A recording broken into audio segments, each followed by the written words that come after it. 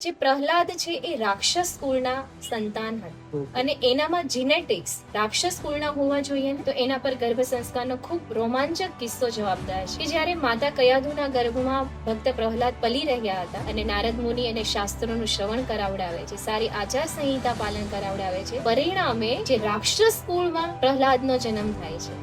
અને પ્રહલાદ એ ફક્ત પ્રહલાદ નહીં, ભક્ત પ્રહલાદ કે જેના વારે પરમપિતા પરમેશ્વર નૃસિંહ અવતાર લઈને એનું રક્ષણ કરવા માટે આવે છે. તો આ સમયમાં પણ જેવી રીતે કે આપણા વડાપ્રધાન નરેન્દ્ર મોદી એમના જીવનની વાત કરીએ તો હીરાબાઈઓ કહેતા હતા કે જ્યારે નરેન્દ્ર મોદી એમના ગર્ભમાં હતા ત્યારે એ એમના પતિ દ્વારા મહાભારતનું જે વાંચન કરતા હતા એ ધ્યાનથી સાંભળતા હતા. અને મહાભારતમાં તમને ખબર જ છે કે મોટા ભાગે ઇનડાયરેક્ટલી પોલિટિક્સ જ છે અને એ જે ગુણો જે છે એ ડાયરેક્ટલી કહો કે ઇનડાયરેક્ટલી એ બાળકમાં આવ્યા અને આજે આપણને એક સિતારો એટલે કે માનનીય નરેન્દ્ર મોદી મળ્યા. એના પાછળ આમ જોવા જઈએ તો આંશિક રૂપે ગર્ભ સંસ્કાર જ જવાબદાર છે.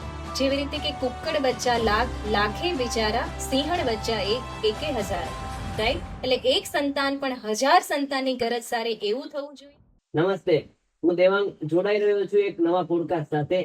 આજે એક એવા ગેસ્ટ આવ્યા છે જે ઘણી માતાઓને, ઘણી વુમન્સને ઘણું શીખવાય અને ગયા છે. જો તમે આ પોડકાસ્ટમાં નવા છો અને ફર્સ્ટ ટાઈમ જુઓ છો તો અમારી ચેનલને સબસ્ક્રાઇબ કરવાનું ભૂલતા નહીં. Thank you.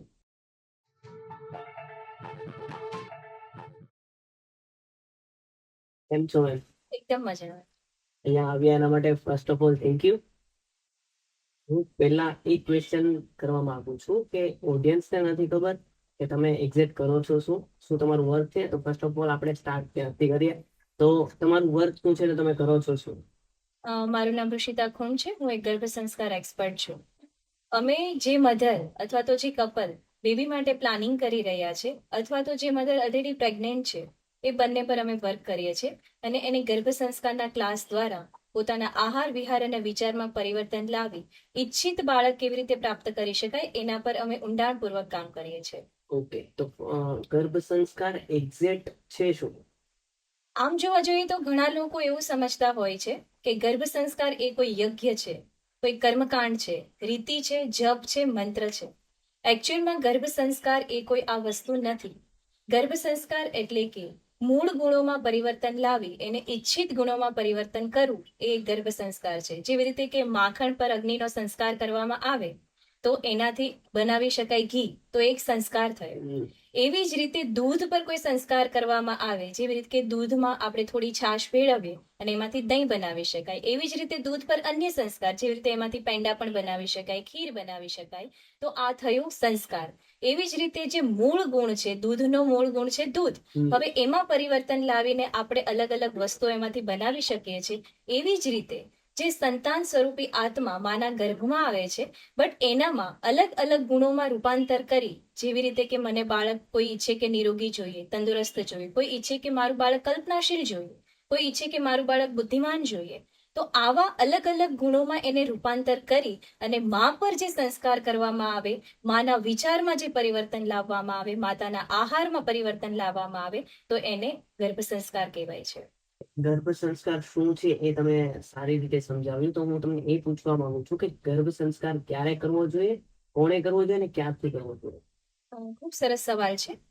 ગર્ભ સંસ્કાર એ માતા પિતા જ્યારે સંતાન ઈચ્છે છે, એટલે કે ચાહ રાખે છે કે હવે આપણે કોઈ જીવને આ પૃથ્વી પર લાવવા માંગીએ છે અથવા તો માતા પિતા બનવા માંગીએ છે, ત્યારથી ગર્ભ સંસ્કારની શરૂઆત થઈ જતી હોય છે. કે જ્યારે સ્ત્રી બીજ અને પુરુષ બીજ બને છે ને એનાથી બાળકનું સર્જન થતું હોય તો એ મિનિમમ 3 મહિના પહેલા કે જ્યારે આપણે ઈચ્છીએ છીએ કે હવે આપણે બાળક લાવવું છે તો ત્યારથી જ એના આહાર વિહાર વિચારમાં પરિવર્તન લાવવું, બીજ શુદ્ધિ કરવી અને પ્રેગ્નન્સી રાખવાના 3 મહિના પહેલા મિનિમમ આપણે ગર્ભ સંસ્કારની શરૂઆત કરવી જોઈએ.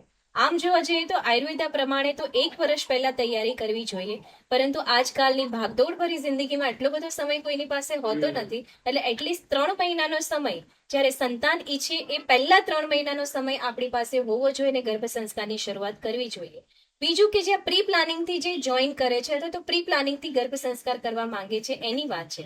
પરંતુ કોઈ માતા ગર્ભવતી છે અને તત્ક્ષણ એને જાણ થાય છે કે હવે આ ગર્ભ સંસ્કાર મને ખબર પડી છે અને આ વિષય મારા માટે જરૂરી છે, તો એ જ સમયથી એને ગર્ભ સંસ્કારની શરૂઆત કરી દેવી જોઈએ. ચાહે એનો પહેલો મહિનો ચાલે છે, બીજો મહિનો ચાલે છે કે પછી 9મો મહિનો ચાલે છે. કેમ કે આજકાલ સંતાનો બધા 1 અથવા 2 જ કરવાના છે, વધારે નથી કરવાના. વધારે સંતાન થાય એનો પણ કોઈ લાભ નથી, કેમ કે કૌરવો 100 હતા અને પાંડવો 5 હતા, છતાં પણ કૌરવોની જીત થઈ હતી. જેવી રીતે કે કુક્કડ બચ્ચા લાખ, લાખે બિચારા, સિંહણ બચ્ચા એકે હજાર. રાઈટ? એટલે એક સંતાન પણ 1000 સંતાનની ગરજ સારે એવું થવું જોઈએ. એના માટે ગર્ભ સંસ્કારની શરૂઆત ગર્ભાવસ્થાના કોઈ પણ મહિનામાં કરી શકાય, અથવા તો જો તમે પ્લાનિંગ કરો છો તો એટલીસ્ટ 3 મહિના પહેલા, ગર્ભધાન કરવાના 3 મહિના પહેલા તમે ગર્ભ સંસ્કાર કરવાની શરૂઆત કરી શકો છો. ઓકે, ગર્ભ સંસ્કાર શા માટે જરૂરી છે? આજના લોકોને શા માટે વધારે જરૂરી લાગે છે? કેમ કે જોવા જઈએ તો આપણા આગળની પેઢી, જે ઓલ્ડ જનરેશન કહી શકાય, એ લોકોને કોઈ શીખવતું નહીં હતું, જ્યારે આજે જરૂર પડે છે શીખવવાની. તો એ શા માટે? બહુ સરસ ક્વેશ્ચન છે. ગર્ભ સંસ્કારની આવશ્યકતાની એટલા માટે જરૂરત છે. પહેલાના જમાનામાં એટલા માટે જરૂરત નહીં હતી, એના પર હું પહેલા વાત કરીશ. ગર્ભ સંસ્કાર શબ્દ એ આજકાલ સંભળાતો ફક્ત શબ્દ નથી. આ શબ્દ છે એ પેઢીઓથી, જ્યારથી મનુષ્ય જીવનની રચના થઈ ત્યારથી ચાલુ આવતો શબ્દ છે. જેવી રીતે કે પહેલાના જમાનાની આપણે વાત કરીએ તો બધા જોઈન્ટ ફેમિલીમાં રહેતા હતા, સંયુક્ત પરિવારમાં રહેતા હતા. તો ત્યાં જાણતા અજાણતા અથવા તો ઇનડાયરેક્ટલી પણ ગર્ભ સંસ્કારનું પાલન થઈ જતું હતું, કેમ કે ત્યાં મર્યાદા હતી, એકબીજા માટે રિસ્પેક્ટ હતી, અને ઘરમાં વડીલો એના પર એની છત હતી, એના માટેની આજ્ઞાનું પાલન કરવું. એ જે કે છે, જેવી રીતે કે શાસ્ત્રોનું શ્રવણ થતું હતું, ઘરમાં પૂજાપાઠ થતા હતા, વડીલોને માન સન્માન આપવામાં આવતું હતું. એટલે આ એક ગર્ભ સંસ્કાર ઇનડાયરેક્ટલી થઈ જતું હતું. બધા જ લોકો મોટા ભાગે શારીરિક કસરત, જેવી રીતે કે શારીરિક પરિશ્રમ કરતા હતા, ખેતોમાં કામ કરતા હતા, એટલા માટે એને શારીરિક કસરતો થઈ જતી હતી. પરંતુ આજે આવશ્યકતા શા માટે છે? આજે મોટા ભાગે લોકો ન્યુક્લિયર ફેમિલી એટલે કે અલગ રહેવા લાગ્યા છે, કે જ્યાં કોઈ એને કહેવા વાળું નથી કે ત્યારે ગર્ભાવસ્થામાં શું કરવું જોઈએ, કેવી રીતના તારે કઈ આચાર સંહિતાનું પાલન કરવું જોઈએ. એટલા માટે અમારા જેવા લોકોની જરૂરિયાત આજે ઊભી થઈ છે, કેમ કે અમે એના માતા પિતાનું કામ કરીએ છીએ, અમે એઝ અ ગાઈડર એને શું કરવું જોઈએ એના માટે અમે બતાવીએ છીએ. એટલા માટે આજે આ સમયમાં ગર્ભ સંસ્કારની જરૂરત ઊભી થઈ છે. બીજું એ કે આજની જે વિમેન છે કરિયર ઓરિએન્ટેડ થઈ ગઈ છે. એનું ફોકસ છે કે મારે કરિયર બનાવવું. હવે આ ભાગદોડ ભરી જિંદગીમાં પોતાના શરીરમાં અલગ અલગ બદલાવ થવા લાગ્યા છે. મોટી ઉંમરે થતું ગર્ભધારણ ઇન્ફર્ટિલિટીમાં કન્વર્ટ થવા લાગ્યું છે. આવા સમયે એની માનસિકતા પર ખૂબ જ અસર પડી છે, જેના લીધે સ્ટ્રેસ, એન્ઝાયટી, ડિપ્રેશન જેવી સમસ્યાઓ, માનસિક વિકારો આવવા લાગ્યા છે. આવા સમયે અમારા જેવા લોકો એને ગાઈડ કરે છે, સ્ટ્રેસ લેવલને કેવી રીતે આપણે ડાઉન કરી શકાય, કેવી રીતે એના વિચારોને શુદ્ધ કરી શકાય, કેવી રીતે પોઝિટિવ રહી શકાય. આ માટે અત્યારે આવશ્યકતા ગર્ભ સંસ્કારની વધારે જણાઈ રહી છે. ડિપ્રેશનનું કારણ શું હોઈ શકે? આજકાલના લોકો ડિપ્રેશન વધારે પડતું જઈ રહ્યું છે આગળ. ડિપ્રેશન એક્ઝેક્ટ છે શું? Mental health. કે મેન્ટલ હેલ્થ બગડે એટલે લોકો સમજવા લાગે છે કે ડિપ્રેશન છે. ડિપ્રેશન કઈ રીતે એફેક્ટ કરે છે? જ્યારે પ્રેગ્નન્સી પ્લાનિંગ અને પ્રેગ્નન્સીની વાત થાય છે, ત્યારે મોટા ભાગે અત્યારે તમે જોવા જઈશો તો 10માંથી 5 લોકોને ઇન્ફર્ટિલિટીનો રેશિયો આવતો હોય છે. એના ભાગે મોટા ભાગે જવાબદાર છે માનસિક વિકાર, જેવી રીતે કે સ્ટ્રેસ, ડિપ્રેશન અને એન્ઝાયટી. તો એના પાછળનું મૂળભૂત કારણ છે કે આ ભાગદોડ ભરી જિંદગી, ફૂડ એટલે કે જંક ફૂડ, ફાસ્ટ ફૂડનું વધતું જતું ચલણ, કે જેના લીધે શરીરના બીજ ખરાબ બનતા જાય છે. સ્ત્રી બીજ અને પુરુષ બીજ પર બહુ જ ખરાબ અસર પડે છે. તમે જોયું હશે કે પહેલાના જમાનામાં ક્યાંય તમે ટેસ્ટ ટ્યુબ બેબી સેન્ટર કે આઈવીએફ સેન્ટર તમને જોવા નહીં મળ્યા હોય, પણ અત્યારે આપણે સોસાયટી આ સેન્ટર તમને ઊભા થતા જોવા એનું મળે શું છે. કારણ છે એના પાછળનું? એના પાછળનું કારણ છે ખરાબ લાઈફસ્ટાઈલ, કે જેમાં વધારે મોડું સૂવું, વધારે મોડું ઉઠવું, શરૂઆત રૂટીન લાઈફમાં જંક ફૂડ, ફાસ્ટ ફૂડનું વધારે પડતું ચલણ, રહેણી કેણીમાં પરિવર્તન, અને ખાસ કરીને જે ફૂડની અનહાઇજીન જે વસ્તુઓ જે ખાય છે લોકો, એના પાછળનું મેઇન રીઝન એ છે. અને બીજી વસ્તુ છે કે એનો પહેરવેશ, કે આજે બધા જીન્સ પહેરતા વધારે થયા છે. જીન્સ પહેરવાના લીધે પુરુષની અને સ્ત્રીની બંનેની ફર્ટિલિટી પર અસર થાય છે, અને એના જે બીજ છે એ ડાઉન થતા જાય છે, એની ક્વોલિટી જે છે મેન્ટેન થતી નથી. એના કારણે ઇન્ફર્ટિલિટી રેશિયો વધી ગયો છે. અને ખાસ કરીને જ્યારે કપલ પ્રેગ્નન્સી પ્લાનિંગ માટે ટ્રાય કરતા હોય છે, ત્યારે એ કોન્શિયસ બને છે અને એવા સમયે જ્યારે ઇન્ફર્ટિલિટી રેશિયો વધતો ગયો છે અને જ્યારે પ્રેગ્નન્સી કન્સીવ થતી નથી તો એના લીધે એને તણાવ અનુભવ થાય છે, જેના કારણે ડિપ્રેશન આવતું હોય છે. અને કામ, જે ભાગદોડભરી જિંદગી છે, કરિયર ઓરિએન્ટેશનના લીધે મારે આ મેળવવું છે, પેલું મેળવવું છે, આના કારણે બહુ વધારે ચિંતાનો વિષય વધતો ગયો છે અને એની અસર પડે છે ફર્ટિલિટી પર. ઘણું બધું જ્ઞાન આપી દીધું તમે, ઘણું બધું લોકોને શીખવી રહ્યા છો આજ સુધીમાં. આ થિંકિંગ પાછળનું રીઝન શું છે કે તમે આ ગર્ભ સંસ્કાર સ્ટાર્ટ કર્યું ત્યારે શું થિંકિંગ હતું? એ કિક પોઈન્ટ શું હતો કે મારે આ કરવું છે? એકચ્યુઅલી સૌથી પહેલા તો હું તમને બધાને એ જણાવવા માંગીશ કે હું પોતે ડોક્ટર નથી. ઓકે. હું કોમર્સ બેકગ્રાઉન્ડમાંથી બિલોંગ કરું છું. જ્યારે હું સ્ટડી કરતી હતી ત્યારથી આ વિષય પર મને જાગૃતિ લાવવાનો બહુ જ વિચાર પ્રબળ હતો. અને એવા સમયે મેં ઘણી બધી બુકો વાંચી હતી અને મારું બેકગ્રાઉન્ડ આયુર્વેદામાં સારું એવું મેં બેઝિક ક્લિયર કરેલું છે. જેવી રીતે કે યોગા છે, આયુર્વેદા છે, એમાં થોડું ઘણું મને નોલેજ ત્યારે પણ હતું અને અત્યારે ઘણું બધું છે. તો એ સમયે પ્રેગ્નન્સી રિલેટેડ સબ્જેક્ટ આવતા હતા, જેમાં મંથ બાય મંથ દિનચર્યા છે, એના યોગા, લાઇફસ્ટાઇલ એ બધું આવતું હતું. બટ એક વસ્તુ છે કે જ્યાં સુધી આપણે માં ના બની શકીએ ત્યાં સુધી આપણે એ વિષય પર ગહેરાઈમાં ના જઈ શકીએ, ખાલી આપણે એને જોઈ શકીએ. જેવી રીતે કે knowledge is not power but apply knowledge is power. એના જેમ જ એ વખતે જ્યારે મારા મેરેજ નહોતા થયા એ વખતે મેં થોડું સંશોધન કરવાનું શરૂ કર્યું. બટ સમય પસાર થતા જેવી રીતે મેરેજ થઈ ગયા પછી મેં વધારે ડીપમાં આમાં જાણવાની કોશિશ કરી, કેમ કે ઘણું બધું નોલેજ ઓલરેડી મારી પાસે હતું. બટ લોકોને પીરસવું કેવી રીતે મને ખ્યાલ નહોતો આવતો. એટલા માટે મેં સુરતમાં જ્યાં ગર્ભ સંસ્કાર સેન્ટર ચાલતા હતા, આઉટ ઓફ સુરત કે આઉટ ઓફ સ્ટેટ જ્યાં ગર્ભ સંસ્કારના સેન્ટર ચાલતા હતા ત્યાં મેં કોન્ટેક્ટ કરવાની કોશિશ કરી. પણ ઘણા બધા મને ડિમોટિવેશન્સ મળ્યા કે તમે ડોક્ટર નથી એટલે તમે આ ના કરાવી શકો. ઘણાએ કીધું કે આ તમારી લાઈન નથી, ઘણાએ એવું કીધું કે તમે મધરની લાઈફ સાથે તમે પ્લે ના કરી શકો. એવા ડિમોટિવેશન્સ મળ્યા મને. પછી મેં એ વિચાર છોડી દીધો અને મેં લોકોને પ્રેગ્નન્સી યોગા, જે મારી એક્સપર્ટાઇઝ હતી, એ કરાવવાનું શરૂ કરી દીધું. એ લોકોની ફર્ટિલિટી કેવી રીતે ગેઇન કરી શકાય એના માટે મેં યોગા ક્લાસીસ છે, ફર્ટિલિટી ક્લાસીસ સ્ટાર્ટ કર્યા. પછી ધીમે ધીમે એમાં પણ મને એક્સપર્ટાઇઝ આવતી ગઈ અને મારી પ્રેગ્નન્સીમાં મેં ખુદ ગર્ભ સંસ્કાર ક્લાસ કર્યા. અને ત્યારે તો મેં જોયું કે આ બધું નોલેજ મારી પાસે છે જ ઓલરેડી અને શાયદ આના કરતાં પણ વધારે છે. એટલા માટે જ્યારે મારો દીકરો જન્મ થયો મારા દીકરાનો, તો એના 1 વર્ષ પછી તરત જ મેં ગર્ભ સંસ્કાર કરાવવાનું શરૂ કર્યું. એક મધરથી શરૂ કરી મારા બેડરૂમમાં એક મધરને હું ગર્ભ સંસ્કાર કરાવવાની મારી જર્ની સ્ટાર્ટ થઈ હતી અને આજે હજારો મધર સુધી આ જર્ની પહોંચી છે. એ જર્નીનો એક્સપિરિયન્સ કેવો રહ્યો છે તમારો? જે ફર્સ્ટ મધર હતી ત્યારથી લઈને હમણાં સુધી કેવો એક્સપિરિયન્સ રહ્યો છે? ત્યારે કેવા સ્ટ્રગલ હતા? સ્ટ્રગલ તો ખૂબ જ આવ્યા લાઈફમાં. ઘણા લોકોએ ખેંચવાની પણ બહુ જ કોશિશ કરી, ઘણા લોકોએ પડકારો પણ આપ્યા કે આ તારા બસની વસ્તુ નથી, ડોક્ટર નથી એટલે તારાથી આ ના થઈ શકે. મોટાભાગે ડોક્ટર્સ જ ગર્ભ સંસ્કાર કરાવતા હોય છે. બટ કુદરતનો સાથ ઘણો રહ્યો, માણસો કરતાં કુદરતનો સાથ વધારે રહ્યો. અને ધીમે ધીમે ઘરેથી પણ જેવી રીતે કે મારા હસબન્ડનો સપોર્ટ મળવા લાગ્યો. અને એક મધરને જ્યારે મેં સ્ટાર્ટ કર્યું હતું તો એનું સેટિસ્ફેક્શન લેવલ કંઈક અલગ જ હતું. ધીમે ધીમે 2 મધર થયા, 3 થયા અને 2 થી 3 મહિનાની અંદર મારી પાસે મારા ઘરમાં 30+ મધર્સ હતા. રાઈટ. એટલે અત્યાર સુધીના તમે જેટલા ક્લાસીસ કરાવ્યા છે એમાંથી તમને કોઈ સેટિસ્ફેક્શન લેવલ જે કહેવાય કે એ તમારા મનમાં હશે અત્યાર સુધી? અમુક કિસ્સા કહી શકીએ આપણે, અમુક મધરની ઇમોશન્સ કહી શકીએ, એવું કંઈ તમને યાદ હોય? અઢળક કિસ્સાઓ છે. એમાંથી એક કિસ્સાની વાત કરું તો હમણાં જ અમારા એક મધર કે જેમને મેડિકલ સાયન્સમાં પ્રેગ્નન્સી નહીં રહે એવું કન્ક્લુઝન આવી ગયું હતું. એ કપલે 3 મહિના કોશિશ કરી કન્સીવ કરવા માટે, બટ એને કોઈ રિઝલ્ટ નહીં મળ્યું. એટલે એણે પોતાના શરીરના રિપોર્ટ્સ બધા કરાવ્યા જે જરૂરી હતા. બેનમાં તો કોઈ કમી નહીં હતી પણ ભાઈમાં સ્પર્મ કાઉન્ટ 0 હતા. તો એ જે કપલ હતું એમાંથી ભાઈના સ્પર્મ કાઉન્ટ 0 હતા. કે આપણે સમજી શકીએ કે જ્યારે સ્પર્મ કાઉન્ટ 0 હોય છે ત્યારે પ્રેગ્નન્સી કન્સીવ થતી જ નથી. તો મેડિકલ સાયન્સે હાથ ઊંચા કરી દીધા હતા.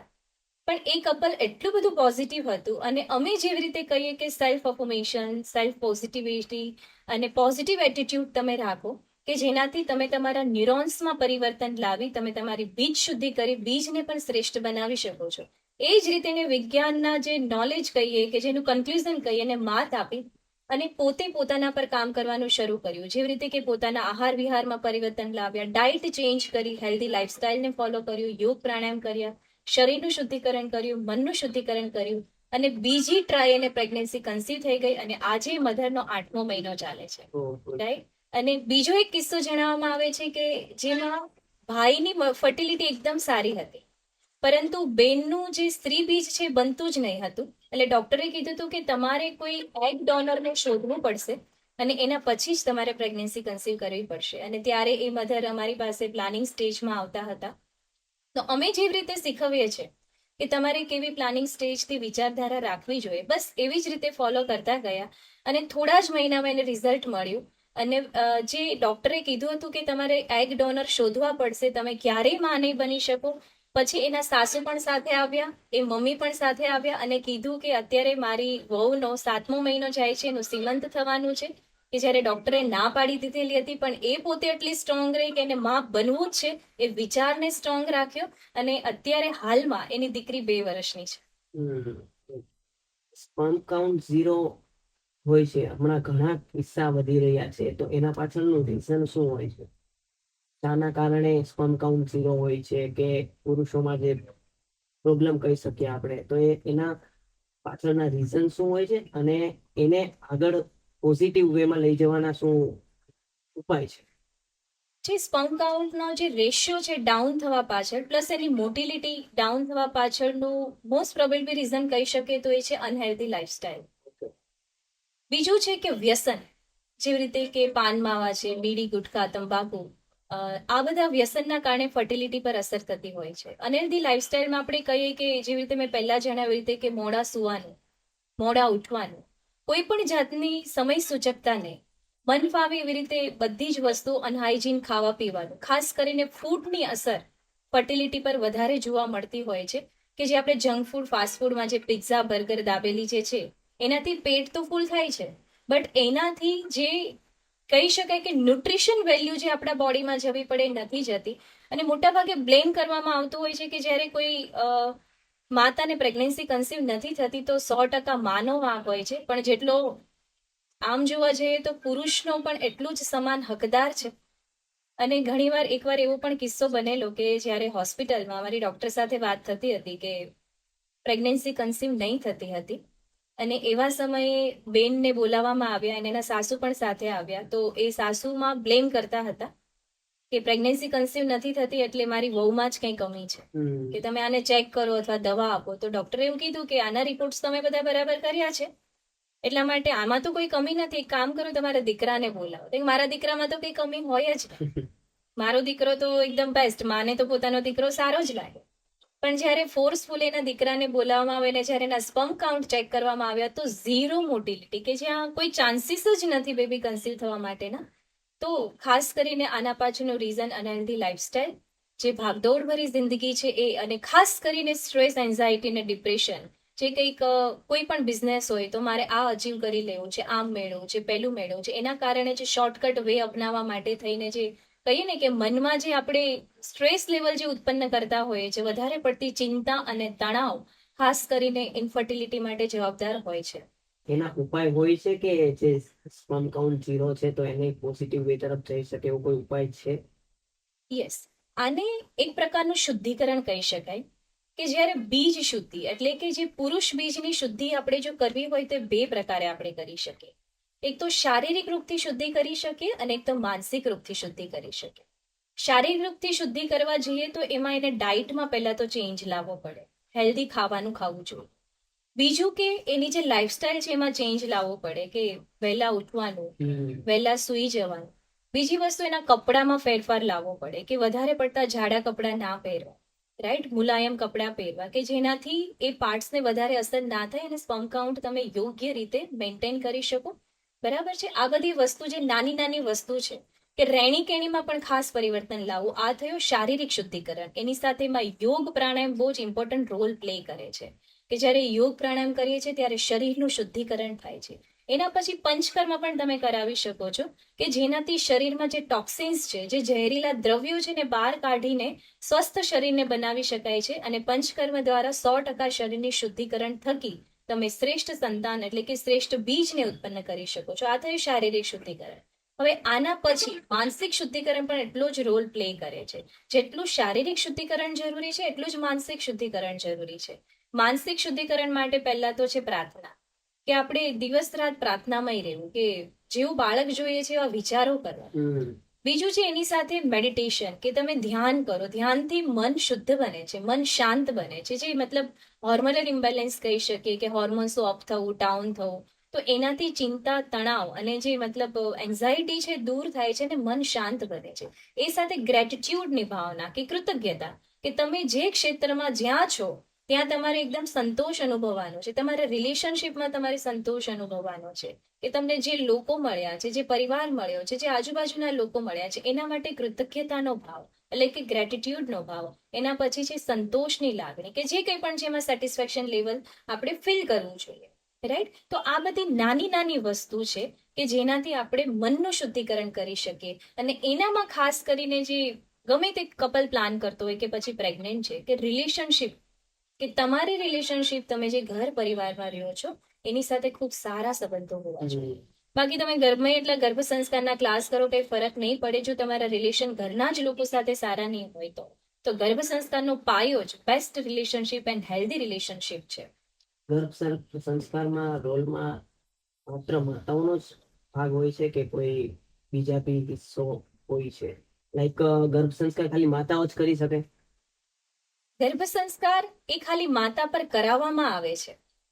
ગર્ભ સંસ્કાર કરાવવા માટે અને ગર્ભ સંસ્કારનું બેસ્ટ રિઝલ્ટ લાવવા માટે એની સાથે પિતાનો પણ એટલો રોલ છે, પરિવારનો પણ એટલો રોલ છે અને સમાજનો પણ એટલો રોલ છે. માતા ફક્ત નિમિત્ત બને છે, કેમ કે એનામાં બાળક રહેલું છે. તો માતાને ખુશ રાખવી, માતાને ઈચ્છાઓ જેની છે એને પૂરી કરવી, અથવા તો માતાની જે જરૂરિયાત છે એને સંભાળવી, માતાને રિસ્પેક્ટ આપી, માતાનું ધ્યાન રાખવું, એ પોતાના પરિવારની, પોતાના હસબન્ડની અને આ સમાજની પણ ફરજ છે. જે કોઈ ગર્ભવતી માતા છે એને દોહિલી કહેવામાં આવે. દોહિલી એટલે કે જેનામાં બે હૃદય રહેલા છે. દોહિલી એટલે કે આ એક સર્જનહાર છે, કે જ્યાં એક નવા જીવનું સર્જન ક્ષણ પ્રતિક્ષણ ગર્ભમાં થઈ રહ્યું છે. તો જ્યાં જે નવો જીવ ઉછરી રહેલો છે તો એક સર્જનહારનું કામ કરે છે. તો સર્જનહારને આપણે ઈશ્વરની ઉપમા આપીએ છીએ. તો સર્જનહાર ઈશ્વરની ઉપમા જ્યારે આપતા હોઈએ તો માતાને એક ઈશ્વરના રૂપમાં આપણે જોઈ અને બે હાથ જોડી વંદન કરવા જોઈએ. તો ઘણા પરિવારમાં ત્રાસ આપવામાં આવતો હોય છે, ઘણા પરિવારમાં માતાને કંઈ એટલું બધું માન આપવામાં નથી આવતું હોતું. પરિણામે એની કુક્ષીએ જે સંતાનો જન્મે છે એ અલ્પ બુદ્ધિવાળા હોય, અલ્પ આયુષ્યવાળા હોય, કંઈ કેવા જોઈએ કે માનસિક વિકારો સાથે જન્મતા બાળકો હોય છે. તો આના માટે ફક્ત મા જવાબદાર નથી, આની સાથે પિતા પણ જવાબદાર છે, પરિવાર પણ જવાબદાર છે અને સાથે સાથે સમાજ પણ જવાબદાર છે. કેમ કે જ્યારે મા ગર્ભવતી હોય છે ત્યારે આ બધાની ફરજ છે કે માતાનું ધ્યાન રાખવું, એની તકેદારી કરવી અને એની સંભાળ રાખવી. આજના યુગમાં લોકો છોકરો અને છોકરી પાછળ વધારે ભાગી રહ્યા છે, કર્મકાંડ, યજ્ઞ, આવું બધું કરી રહ્યા છે. તો એ શું સારી વસ્તુ છે? કર્મકાંડ, યજ્ઞ અને મંત્ર જપ એ એની જગ્યા પર છે. ગર્ભ સંસ્કાર એ કર્મકાંડ, યજ્ઞ છે જ નહીં. ગર્ભ સંસ્કાર છે કે માતાના વિચારમાં પરિવર્તન લાવવું, એના આહારમાં પરિવર્તન લાવવું, એની 5 ઇન્દ્રિયોમાં પરિવર્તન લાવવું. જસ્ટ ફોર એક્ઝામ્પલ, કે માતાએ શું જોવું ગર્ભાવસ્થામાં, માતાએ શું સાંભળવું, માતાએ શું ચાખવું એટલે કે શું ખાવું, અને માતાએ શું સૂંઘવું, આ 5 ઇન્દ્રિયો પર જો સારી રીતે ધ્યાન આપવામાં આવે તો શ્રેષ્ઠ સંતાન અવતરી જ શકે. અને આ ગર્ભ સંસ્કારનો કમાલ છે. રાઈટ? તો ગર્ભ સંસ્કાર કોઈ કર્મકાંડ કેવું નથી, અને દીકરો કે દીકરી એ તો ભગવાનના હાથમાં છે અને એની કોઈ દવા પણ નથી, બિલકુલ પણ નથી. જે આ માનતા બાધા જે છે એ તો એક પ્રકારે ભીખમંગુ ભક્તિ થઈ, કે તમે ભગવાનને બાંધી દીધા, કે તમને તમારા ઈષ્ટ પર, કે કેવા છે કે તમને તમારા ભગવાન પર એક 5 રૂપિયાનો પણ વિશ્વાસ નથી, કે તું મને દીકરો આપ તો હું તને 5 રૂપિયાનું કે 50 રૂપિયાનું નાળિયેર ચડાવું. તો આ તો એક સ્વાર્થી ભક્તિ થઈ. તો આવી રીતે દીકરો કે દીકરી ક્યારેય ના જન્મી શકે. આ તો કુદરતના હાથની વાત છે, કોઈ માણસના હાથની વાત નથી કે કોઈ તમને દીકરો કે દીકરી આપી શકે. આ એક અંધશ્રદ્ધાનો વિષય છે જે આજે હટવો જ જોઈએ. અને આ અંધશ્રદ્ધા જેટલી વહેલી તકે દૂર થશે એટલો જ સમાજ આગળ આવશે. રાઈટ? તો ક્યારેય પણ જે તમે પોતાના ઈશ્વરને ઈષ્ટ માનો છો તો આપણે એને પૂજવાના છે. એના જે ઈશ્વરને આપણે માનીએ છીએ, જસ્ટ ફોર એક્ઝામ્પલ, કે હું કૃષ્ણની ભક્તિ કરું છું અને હું ગર્ભવતી માં છું, તો હું જે ભગવાનની ભક્તિ કરું છું તો મારા કૃષ્ણમાં કયા ગુણો છે અને એ ગુણો મારામાં કેવી રીતે ઉતરે, મારે એ કામ કરવાનું છે. નહીં કે મારે કૃષ્ણને લાલચ આપી કે તું મને તારા જેવો દીકરો આપ, બિલકુલ પણ નહીં. આપણા માતા પિતા છે તો આપણે આપણા માતા પિતાને લાલચ નથી આપતા કે તમે મને આ વસ્તુ લઈ આપો તો હું તમારા માટે આમ કરું. તો આ તો એવું જ થયું ને કે આ તો આપણા માતા પિતાનો પણ તાત થયો. આપણા માતા પિતાના પણ પિતા એટલે કે પરમ પિતા પરમેશ્વર થયા. તો આપણે એને ક્યારેય લાંચ આપી આવી અંધશ્રદ્ધામાં રહી મંત્ર જાપ કે સોરી જે કર્મકાંડ છે કે પછી માનતા બાધા ના રાખવી જોઈએ. બસ ઈશ્વરને એટલી પ્રાર્થના કરવી જોઈએ કે તારામાં જ સર્જન અને તારામાં જ વિસર્જન છે. તો એકવાર જ્યારે તું મને માં બનાવે છે તો શ્રેષ્ઠ સંતાનની માં બનાવ એટલી મારી ઈચ્છા છે અને આ ઈચ્છા હું તને સમર્પિત કરું છું. જો મારા ભાગ્યમાં હશે તો એ સંતાન આવવાનું છે. એના જેવું બનવા માટે જ્યારે આપણે પ્રયત્ન કરીશું કે કોઈ ઈશ્વર છે તો એને કેવા સંતાનો પ્રિય હોય કે જસ્ટ આપણે આપણા માતા પિતાનો એક્ઝામ્પલ લઈએ તો આપણે આપણા માતા પિતાને ક્યારે પ્રિય લાગે કે જ્યારે એ રસ્તો બતાવે છે એ રસ્તા પર આપણે ચાલીએ કે બેટા આ તારા માટે યોગ્ય છે તું આવું કામ કર અને એ રસ્તા પર આપણે ચાલી એના કહ્યા પ્રમાણે કામ કરીએ તો આપણે આપણા માતા પિતાને સારા લાગે. એવી જ રીતે આપણા ઈશ્વરે જેવી રીતે કે આપણે હિન્દુ ધર્મમાં આપણો ગ્રંથ છે ગીતા તેમાં કેવી રીતે જીવન જીવવું એ ચોખ્ખું બતાવેલું છે. હવે આવું જીવન આપણે જીવીએ નહીં એ રસ્તા પર ચાલીએ નહીં અને આપણે કહીએ કે હું તો કૃષ્ણ ભક્ત છું હું તો વૈષ્ણવ છું તો યોગ્ય વસ્તુ નથી. આપણા માતા પિતા એટલે કે આપણા પરમાત્મા આપણા પરમેશ્વરને આપણે ત્યારે જ વાલા લાગીશું પ્યારા લાગીશું જ્યારે એને બતાવેલા રસ્તા પર આપણે ચાલીશું. અને એણે બતાવેલા રસ્તા પર જ્યારે આપણે ચાલીશું ત્યારે આપણે કેવું પણ નહીં જોઈએ કે મને આ વસ્તુ જોઈએ છે કે મને આવું સંતાન જોઈએ છે.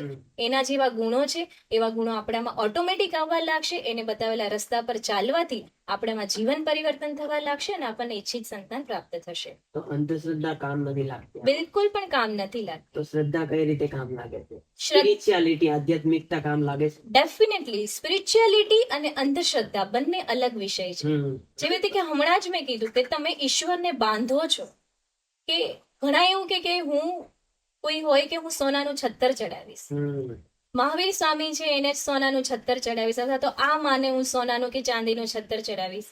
અગર કોઈ ભગવાનને એવી કંચન એટલે કે જે વસ્તુ નશ્વર છે કે કોઈ હીરા જવેરાતમાં પોતાની ઈચ્છા કે આસક્ત કોઈ ઈશ્વર હોત તો એ પોતાનું ઘર છોડી રાજપાટ છોડી અને ધ્યાન છે કે શાંતિની ખોજમાં ક્યારેય ના નીકળ્યા હોય. તો આ એક પ્રકારની લાંચ છે જે મનુષ્યને આપતો ફરે છે પણ આજકાલ એ ભગવાનને પણ આપતો થયો છે. રાઈટ? તો એ અંધશ્રદ્ધા છે.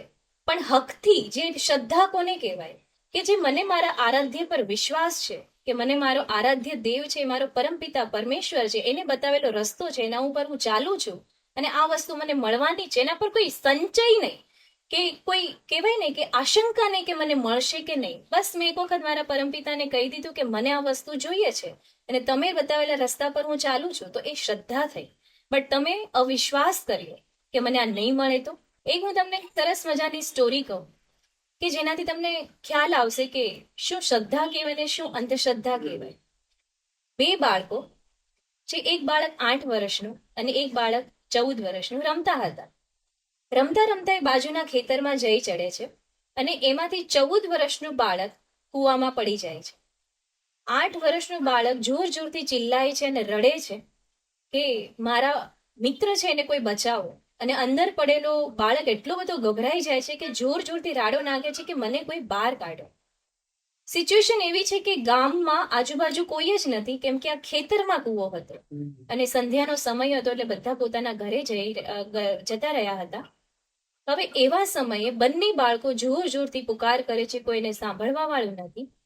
તો એમાંથી નાના બાળક જોવે છે કે નાનું બાળક જે હતું જે 8 વર્ષનું હતું કે દૂર એક દોરડું અને એક ડોલ પડેલી છે. એ દોરડું લઈ આવે છે ડોલ સાથે કૂવામાં નાખે છે અને 14 વર્ષના બાળકને કહે છે કે તું આ પકડી લે. તો 14 વર્ષનું બાળક એવું કહે છે કે તું મારાથી નાનો છે તારા કરતા મારું વજન વધારે છે તું મને કેવી રીતે ખેંચીશ. હવે નાનું બાળક કહે છે જે 8 વર્ષનું તું પકડ તો ખરા. હવે 14 વર્ષનું બાળક એ દોરડું પકડી લે છે અને નાનું બાળક એને ખેંચીને બહાર કિનારે કાઢે છે મતલબ કૂવાની બહાર કાઢે છે. બંને એકબીજાને ભેટે છે ને ખૂબ રડે છે ને પછી ખુશ થઈને ગામમાં જાય છે. અને ગામમાં જે બધા લોકો વાટ જોતા હોય છે પોતાના દીકરાઓ ખોવાઈ ગયા છે એની અને એના માતા પિતા જોઈને એના શ્વાસમાં શ્વાસ આવે છે અને પછી ઘટનાક્રમ પૂછે છે કે એવું તો શું થઈ ગયું કે તમે અત્યાર સુધી ઘરે પાછા નહોતા આવ્યા. તો એ બંને બાળકો પોતાની કહાની જણાવે છે તો ગામ લોકો હસવા લાગે છે કે આવું બની જ ના શકે કે અડધા જે વજનનો છોકરો ડબલ વજનના છોકરાને ખેંચી શકે. રાઈટ? તો એમાંથી એક 95 વર્ષના દાદા એમ કે છે કે આ જે બંને બાળકો કહે છે ને એકદમ સાચી વાત છે. તો લોકો કહે છે કે કેવી રીતે સાચી, આવું પોસિબલ જ નથી. તો એ કહે છે કે આનામાં બે પોસિબિલિટીઝ છે. પહેલી તો એ કે જે નાનું બાળક હતું ને એને કોઈ કહેવા વાળું નહીં હતું કે તું આ નહીં કરી શકે. અને બીજી પોસિબિલિટીઝ એ હતી કે એની પાસે સેકન્ડ કોઈ ઓપ્શન નહીં હતું. તો આ થઈ શ્રદ્ધા અને અંધશ્રદ્ધા. આને આપણે એ રીતે મતલબ કરી શકીએ રિલેટેડ કે જ્યારે કોઈ માતા પ્લાનિંગ કરે છે ને ત્યારે એને ઘણા બધા એવા લોકો મળે છે કે તારાથી આ નહીં થાય. પહેલી વાર તો પ્રેગ્નન્સી ફર્સ્ટ ટાઈમમાં તો કન્સીવ થાય જ નહીં, આને આ રેશિયો છે, આને આ ઇન્ફર્ટિલિટીઝ છે, આને આ પ્રોબ્લેમ આવ્યો તો તારે પણ આવશે. એટલે આપણને લોકો ડીમોટિવેટ કરવા વાળા વધારે મળે છે. એટલે આપણી અંધશ્રદ્ધા કેળવાય છે કે આવું નહીં થાય તો ઘણા કહે છે કે આવું કર્મકાંડ કર, અથવા તો આવું ભગવાનને માનતા માન, આ માતાજીનું આવું કર તો એનાથી આમ થઈ જશે. તો એક અંધશ્રદ્ધા કેળવાય છે. અને જે બીજો ટોપિક કે એની પાસે કોઈ ઓપ્શન નહીં હતો એ બાળક પાસે, રાઈટ, એને કરવું જ પડે એમ હતું. કેમ કે જ્યારે કોઈ માણસની લાઈફમાં બે ઓપ્શન હોય છે ત્યારે ક્યારેય સક્સેસ નથી જતો, રાઈટ. તો અત્યારે આપણી પાસે ઓપ્શન ઘણા બધા ક્રિએટ થઈ ગયા કે એવું વિચારે કે ચલો મને પ્રેગ્નન્સી કન્સીવ નહીં થાય ને તો હું IVF કરાવી લઈશ, ટેસ્ટ ટ્યુબ કરાવી લઈશ. તો એ શ્રદ્ધા ના રહે એને.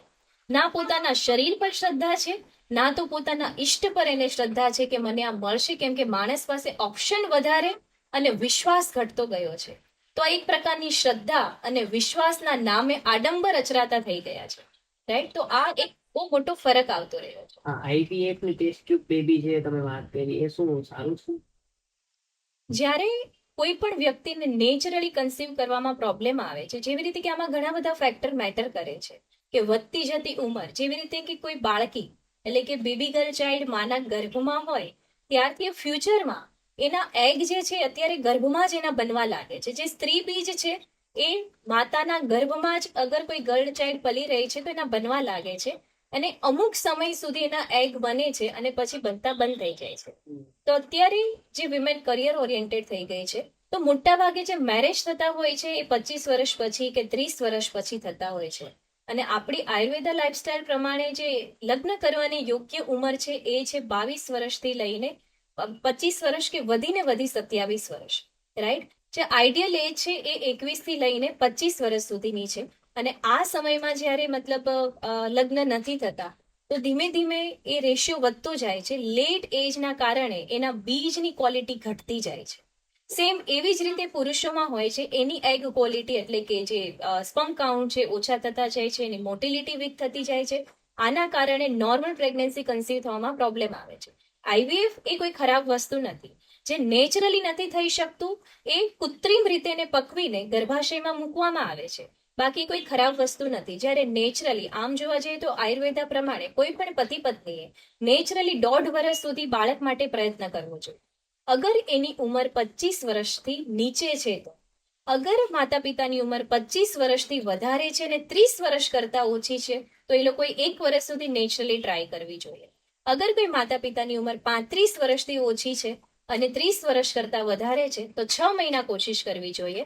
અગર માતા પિતાની ઉંમર 35 વર્ષ કરતા વધારે છે તો એ લોકોએ કોઈ ટેસ્ટ કરાવવો જોઈએ અને પછી કોઈ કમી લાગે તો એકદમ રાજી ખુશીથી ટેસ્ટ ટ્યુબ કે IVF કરાવી શકે છે. કોઈ ખરાબ પ્રક્રિયા નથી. આ ટોપિક કોઈને અત્યારે ઓકવર્ડ જેવું લાગે છે?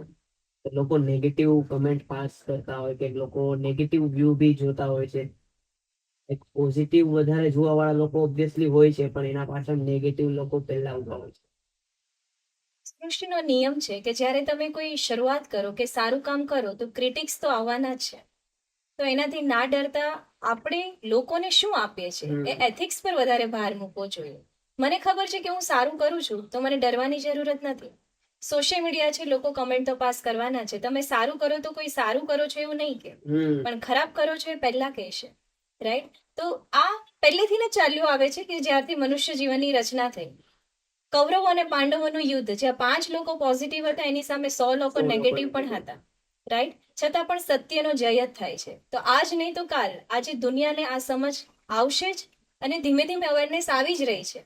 એટલે ધીમે ધીમે પોઝિટિવિટી ફેલાશે જ, કેમ કે આપણે બહુ સારું કામ કરી રહ્યા છીએ. અને સત્યનો જય થાય છે એવી રીતે મળતા વાર લાગે છે સક્સેસ, પણ મળે છે ખરા. જે મોડી સક્સેસ મળે એ વધારે બેટર હોય યસ છે. યસ, એના માટે વેઇટ એન્ડ વોચ જ કરવું જોઈએ. અને જે પોઝિટિવ લોકો છે એની સામે જોવું જોઈએ આપણે, કે ઘણા લોકો આને પોઝિટિવ પણ લે છે. નેગેટિવ માંથી કોઈ એક પર્સન જે પોઝિટિવ હોય તો આપણે એ પર ફોકસ કરવું જરૂરી છે. Right right. અગર આપણે એ લોકો પર ફોકસ કરીશું તો આપણે ક્યારે આગળ જ નહીં આવીશું. આ તમે યંગ જનરેશન ની વાત કરી આપણે, કે નેગેટિવ લોકો સોશિયલ મીડિયાની વાત કરી આપણે. યસ. તો સોશિયલ મીડિયાએ તમારી હેલ્પ કઈ રીતે કરી છે? સોશિયલ મીડિયાએ તો આમ જોવા જઈએ તો મને બહુ જ હેલ્પ કરી છે. ક્રિટિક્સ પણ છે, એવું નથી કે બધા જ પોઝિટિવ છે, Okay. But most probably positive લોકો મારી સાથે સારી રીતે જ, મતલબ કહીએ કે સારો જ મને રિસ્પોન્સ સોશિયલ મીડિયા તરફથી મળ્યો છે. કે એ પછી મારા ક્લાસીસ હોય, કે મારા મંતવ્ય હોય, કે મારા વિચારો મેં as a reel, as a video મૂકેલા હોય, કે મારા અવાજ દ્વારા રેકોર્ડ કરીને મેં જે મૂકેલું હોય, એમાં મને સોશિયલ મીડિયાએ ખૂબ જ હેલ્પ કરી છે. ઓકે, તો એ સોશિયલ મીડિયા યંગ જનરેશન ની વાત થઈ ગઈ. તો ઓલ્ડ જનરેશન કે ઓલ્ડ એજ લોકો આ કઈ રીતે વ્યૂ લે છે? તમે જે ગર્ભ સંસ્કાર આપો છો, કે ઘણા લોકો શાયદ તમને બોલતા હશે કે અમારા જમાનામાં તો આવું હતું નહીં, અમે તો આવું કરતા નહીં, તો અમારા છોકરાઓ તો આવા છે. એવું થયેલું છે તમારા સાથે? હા, થયેલું છે. બધા જ પ્રકારના લોકો આવતા હોય છે. કેમ કે ગર્ભ સંસ્કાર એ સુરત પૂરતું સીમિત રહ્યું નથી. અમારા ક્લાસની વાત કરીએ તો દેશ વિદેશની માતાઓ જોઈન થતા હોય છે. તમારી પાસે બધું મિક્સ પબ્લિક આવતું હોય છે, જેમાં અમુક લોકો એવા છે કે જેને સાસુ સસરા મોકલે છે કે તમે આવા ક્લાસીસ કરો, અને અમુક લોકો એવા છે કે જેને આવવા પણ નથી દેતા. એ લોકોનું માનવું એવું છે કે અમે અમારી ગર્ભાવસ્થામાં આવું કંઈ નહોતું કર્યું, છતાં અમારા સંતાનો સારા જ થયા છે. રાઈટ? તો અત્યારે આવું કરવાની કોઈ જરૂરત નથી. તો આવા લોકો પણ છે. તો જેટલા આવા લોકો છે એની પાછળનું રીઝન છે કે એની લઘુતા ગ્રંથિ અથવા તો જે માનસિકતા છે, રાઈટ, એ કે અમે આવું નહોતું કર્યું છતાં અમારા બાળકો સારા આવ્યા હતા. અને ઘણા લોકો એવું કહે છે કે આનો કોઈ ફાયદો જ નથી. અગર ફાયદો નહીં હોતે તો આપણને ભક્ત પ્રહલાદ ક્યારેય મળ્યા નહીં હોત. જસ્ટ ફોર એક્ઝામ્પલ, કે જ્યારે ભક્ત પ્રહલાદ માં કયાધુના ગર્ભમાં હતા, તો એ કહે છે કે આપણે હોઈએ એવા જ આપણા બાળકો આવે, એવું બધા લોકોનું માનવું છે. અને જે આવા વિચારો રાખે છે, જે નિમ્ન વિચારો રાખે છે કે આવી કોઈ વસ્તુ હોતી જ નથી, ગર્ભ સંસ્કારની વસ્તુ નથી હોતી, અને આ કંઈ મેટર કરતું નથી, જેવા આપણે હોય એવા જ આપણા બાળકો આવતા હોય છે, એટલે ગર્ભ સંસ્કારની આવશ્યકતા નથી, એવા લોકો માટે મારો જે આન્સર છે એ છે કે જ્યારે પ્રહલાદ માં કયાધુના ગર્ભમાં હતા, અને એના કુળની વાત કરીએ, કે ઘણા લોકો એવું કહે છે કે આપણે હોય એવા આપણા બાળકો આવે, તો એ વાત તદ્દન રોંગ છે. જે પ્રહલાદ છે એ રાક્ષસ કુળના સંતાન હતા, અને એનામાં જીનેટિક્સ રાક્ષસ કુળના હોવા જોઈએ ને. હા, કે એનામાં ક્રોધ હોવો જોઈએ, અહમ હોવો જોઈએ, દુર્ગુણ હોવા જોઈએ, છતાં પણ એ બાળક ભક્ત પ્રહલાદના નામે પૂજાયા. શા માટે? તો એના પર ગર્ભ સંસ્કારનો ખૂબ રોમાંચક કિસ્સો જવાબદાર છે. કે જ્યારે માતા કયાધુના ગર્ભમાં ભક્ત પ્રહલાદ પલી રહ્યા હતા, એવા સમયે હિરણ્યકશિપુ અને દેવતાઓ વચ્ચે કઈ યુદ્ધ ચાલી રહ્યું હતું.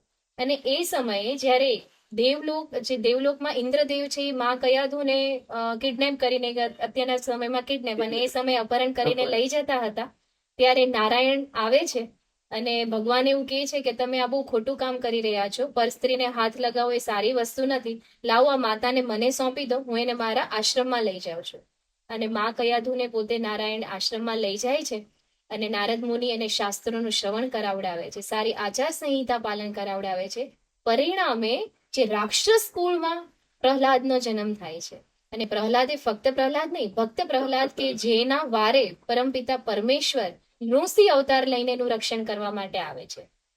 તો અગર માં ઈચ્છે તો એના જીન્સમાં પણ પરિવર્તન લાવી ઈચ્છિત સંતાનનું નિર્માણ કરી શકે છે. જેવા ગુણ એ પોતે ઈચ્છે એવા ગુણોનું, મતલબ પોતાનામાં પરિવર્તન લાવી એવું સંતાનને જન્મ આપી શકે છે.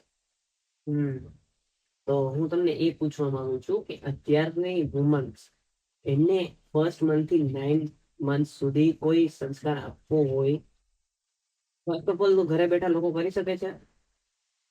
ઘરે બેઠા કરી શકે છે. અગર જો તમને સૂચન, એટલે કે જે અમે અમારા ઓનલાઈન ક્લાસીસ પણ ચાલે છે, કે ઘણા બધા મધરનું અહીંયા આવું પોસિબલ નથી હોતું ઓફલાઈન, તો એ લોકો ઘરે બેસીને કરી શકે છે. અમે જે વસ્તુ એને શીખવીએ છીએ કે આવી આચાર સંહિતા રાખવાની છે, આવા નિયમો રાખવાના છે, આવી રીતે રિલેશનશિપમાં ચેન્જીસ લાવવાના છે, વિચારોમાં પરિવર્તન લાવવાના છે, એ પ્રેક્ટિકલ વસ્તુ બધા અપ્લાય કરે છે, અને ઘરે બેઠા પણ કરી શકે છે આ વસ્તુ. તો ફર્સ્ટ ટુ 9 મંથ સુધી શું શું શીખવું જરૂરી છે તમારા મતે? યસ, આપણી ભારતીય સંસ્કૃતિના 16 સંસ્કાર છે, જે આપણી ધરોહર છે. એમાંનો જે પહેલો સંસ્કાર છે ગર્ભાધાન સંસ્કાર, કે જ્યારે કોઈ પતિ પત્ની, જેવી રીતે કે આપણા 4 પુરુષાર્થ છે, ધર્મ, અર્થ, કામ અને મોક્ષ, એમાંથી ત્રીજો પુરુષાર્થ છે કામ, કે જેનું ઉદ્દેશ્ય જ શ્રેષ્ઠ સંતતિનું નિર્માણ કરવાનું છે. રાઈટ? તો એ કામ કોઈ ગલત વસ્તુ નથી. કૃષ્ણ ભગવાન પણ કહે છે કે પતિ પત્નીમાં કામ ઉત્પન્ન કરનાર કામદેવ પણ હું જ છું, એટલે કે સંતાન ઉત્પન્ન કરનાર કામદેવ પણ હું જ છું, આવું કૃષ્ણ ભગવાન ગીતામાં કહી ગયા છે. તો એ કામને ગલત વેથી ના લેતા એને સારી રીતે લઈ ગર્ભાધાન સંસ્કાર કરવામાં આવે, એટલે કે તમને કેવું બાળક જોઈએ એ પ્રમાણે વિચાર લાવી, એ પ્રમાણેનું અનુકરણ કરી પોતાના આહાર વિહાર વિચારમાં પતિ પત્ની પરિવર્તન લાવે છે અને દેવતાઓને આહ્વાન કરે છે કે શ્રેષ્ઠ ગુણવાળું સંતાન અમારી કુક્ષીએ જન્મ ધારણ કરે, અને એ પછી યજ્ઞ કરવામાં આવે અથવા તો ભગવાનને પ્રાર્થના કરવામાં આવે, અને એ શ્રેષ્ઠ સંતાન જે ગુણોવાળું જોઈએ છે એવા ગુણો માતા પિતામાં કેવી રીતે આવે એ પ્રમાણે આચાર વિચાર કરવામાં આવે અને પછી ગર્ભાધાન કરવામાં આવે. આ આપણી ભારતીય સંસ્કૃતિ છે અને આ પહેલો સંસ્કાર ગર્ભાધાન સંસ્કાર. બીજો સંસ્કાર જે છે પુંસવન સંસ્કાર, કે જે ગર્ભાવસ્થાના બીજા મહિનામાં, જેવી રીતે કે 1 to 9 મંથની તમે જર્નીની વાત કરો છો, તો બીજા મહિનામાં પુંસવન સંસ્કાર થાય, કે જેનાથી બાળકનું જે આયુષ્ય સારી રીતે લંબાય, એટલે કે દીર્ઘાયુ બને, નિરોગી બને, તંદુરસ્ત બને અને આનુવંશિક રોગો બાળકમાં ટ્રાન્સફર ના થાય એના માટે પુંસવન સંસ્કાર કરવામાં આવે. અને ત્રીજો સંસ્કાર છે સીમંતોનયન સંસ્કાર, એટલે કે જે 5મા અથવા તો 7મા મહિને કરવામાં આવે છે. આ રીતે 1 થી 9 મહિના સુધી અલગ અલગ સંસ્કાર થકી માતાને પોષવામાં આવે છે, અને 1 થી 9 મહિના સુધીનું અમે અલગ અલગ શેડ્યુલ આપીએ છીએ. જેવી રીતે કે હરેક મહિનામાં બાળકના અલગ અલગ ગુણોનો વિકાસ થાય છે. જસ્ટ ફોર એક્ઝામ્પલ, કે ચોથા મહિને માનું બાળક, મતલબ બાળકનું હૃદય છે પરિવર્તિત, એટલે કે એનો ગુણ વિકાસ થાય છે, હૃદયનો વિકાસ થાય છે. તો એવા સમયે માએ સંબંધો સારા જાળવવા જોઈએ, સારા સારા કામ કરવા જોઈએ, કૃતજ્ઞતામાં રહેવું જોઈએ, જેનાથી બાળકનું હૃદય સારું બને, પ્રેમાળ બને, એ બીજા પર દયા કરુણા વરસાવી શકે. એ માટે ચોથા મહિનામાં આ પ્રવૃત્તિઓ કરવી. તો એ પ્રમાણે હરેક મહિનાના અમે શેડ્યુલ આપીએ છીએ કે આ મહિનામાં બાળકના આ ગુણોનો વિકાસ થાય છે, એટલા માટે માતાએ આવા પુસ્તકો વાંચવા જોઈએ, આવી પ્રવૃત્તિઓ કરવી જોઈએ, આવી રીતે પોતાની દ્રષ્ટિથી જોવું જોઈએ, આવા વસ્તુઓ સાંભળવી જોઈએ, આવા ભજન કીર્તન સાંભળવા જોઈએ, આવા અફર્મેશન એટલે કે સદવાક્યો કે સુવાક્ય આપણી પોતાની જાતને અથવા તો બાળક સાથે વાત કરી ગર્ભ સંવાદ દ્વારા એને એ વાતોનું ટ્રાન્સફર કરવું જોઈએ, કે જેનાથી બાળક શ્રેષ્ઠ બને. આવી રીતે મંથ બાય મંથ 9 મંથની જર્ની અમે માતાને આપતા હોઈએ છીએ, કે જેનાથી આખું શેડ્યુલ જ આવી જાય કે આ મહિનો સ્ટાર્ટ થયો તો તમારે આ મેડિટેશન કરવાનું છે, આ પ્રાણાયામ કરવાના છે, આવી રીતે ધ્યાન કરવાનું છે, આવા ગર્ભ સંવાદ કરવાના છે, આ લાઈફસ્ટાઈલ અનુકરણ કરવાની છે. રીતિ રિવાજોમાં માનો છો તમે?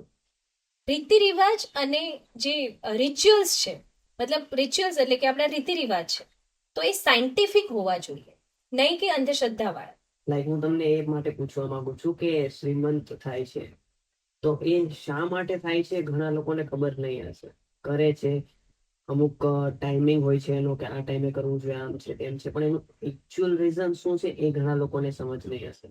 યસ, જેવી રીતે મેં તમને કીધું કે ભારતીય સંસ્કૃતિના 16 સંસ્કાર છે, એમાં ત્રીજો સંસ્કાર સીમંતોનયન સંસ્કાર છે, જે મોટા ભાગે 5મા અને 7મા મહિને થતો હોય છે.